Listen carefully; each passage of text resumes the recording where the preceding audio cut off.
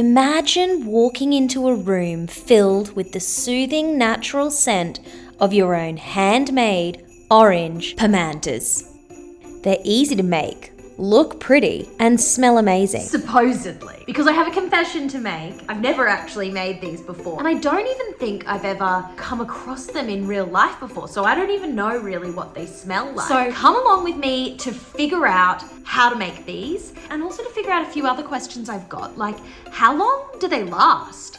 And do I need any special tools to make them? Do they actually smell nice? And once I've made them, what do I do with them? So pomanders have been around for hundreds of years and traditionally were used as natural air fresheners, but were also seen as symbols of wealth and status, so they were often given as gifts. So after testing out all sorts of ways to make these, I'm going to share with you the 6 levels of difficulty.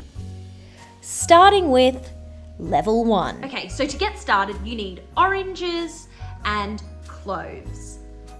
Now, the main thing you're doing here is you're sticking the cloves into the oranges. That's like the base of what's going on. And the reason why they smell nice is because, of course, oranges smell nice and cloves are very aromatic, but they smell particularly good because the cloves are very dry and the oranges still have a lot of moisture in them. So when you're sticking them in to the orange, it acts as a wick and pulls the moisture and the scent out. So what's supposed to happen is, as the oranges dry out, more and more scent comes out of them, supposedly. Also, it's supposed to be possible that they can dry out completely and then you can just use them for future years.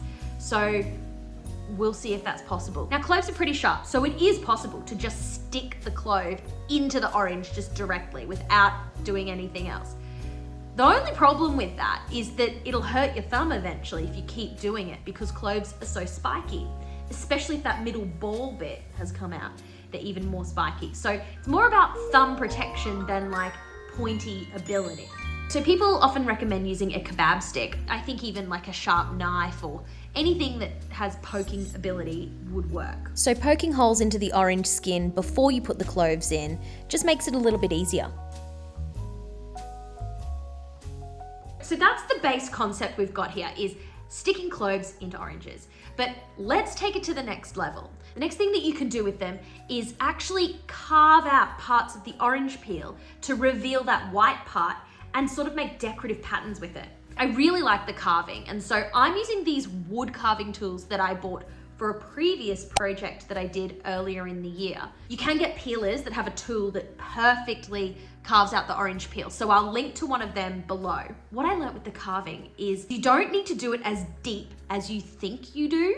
You really only need to graze across the top surface to reveal that white color. What I also noticed though is that between different orange varieties, the thickness of the skin varies a lot. And so I do recommend doing a test first so that you can get the hang of it, of the particular oranges you have.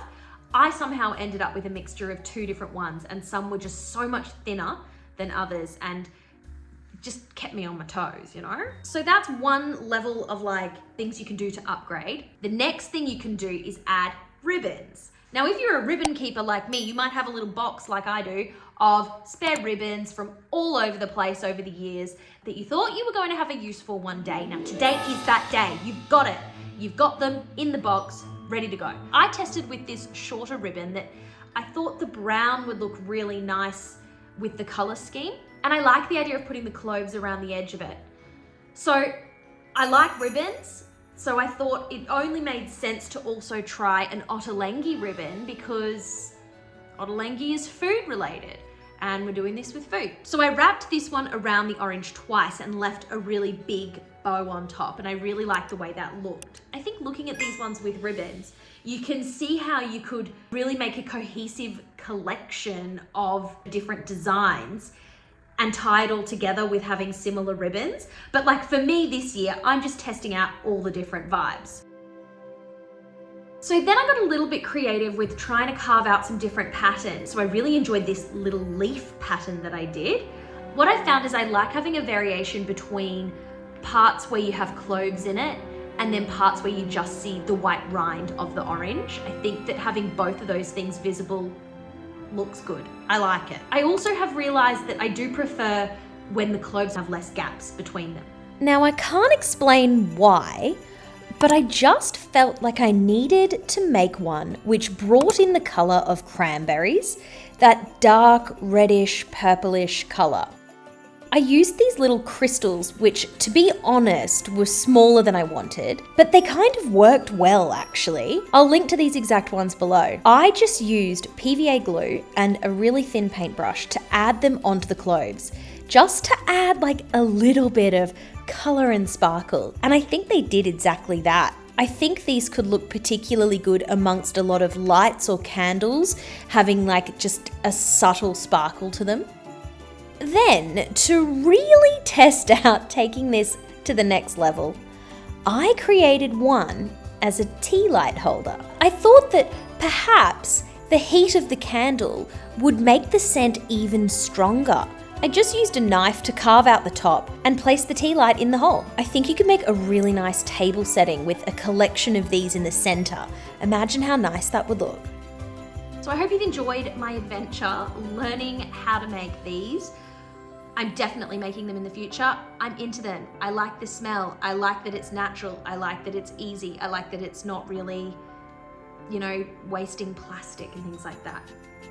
So I think I'm probably, quite honestly, I think I'm gonna make some more. So if you wanna see the final collection of what I end up with, you can follow me on Instagram and don't forget to subscribe.